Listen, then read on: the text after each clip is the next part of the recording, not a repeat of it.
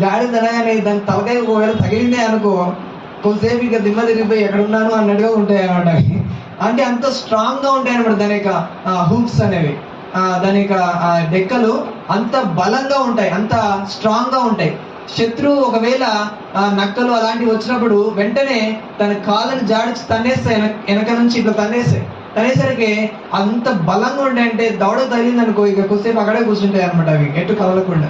అంటే అంత స్ట్రాంగ్ గా తనకి డెక్కలు ఉంటాయి. రెండోది ఏంటంటే స్విఫ్ట్ అవుతా ఉంటాయి, వెంటనే ఇట్లా పరిగెత్తు వెంటనే ఇట్లా మళ్ళీపోతా ఉంటాయి, వెంటనే ఎస్కేప్ అవడానికి దాని యొక్క కాళ్ళు చాలా ఫ్లెక్సిబుల్ గా ఉంటాయి అనమాట. కొన్నిసార్లు సింహాలు అంత ఫ్లెక్సిబుల్ గా ఉండవు, పుల్లు అంత ఫ్లెక్సిబుల్ గా ఉండవు, కానీ జింకలు పరిగెత్తులు జుమ్మంటే తిరిగేస్తూ ఉంటాయి.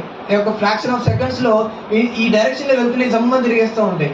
అంటే మన యొక్క అటాక్ చేసే జంతువుల్ని కన్ఫ్యూజ్ చేస్తూ ఉంటాయి అనమాట దాని యొక్క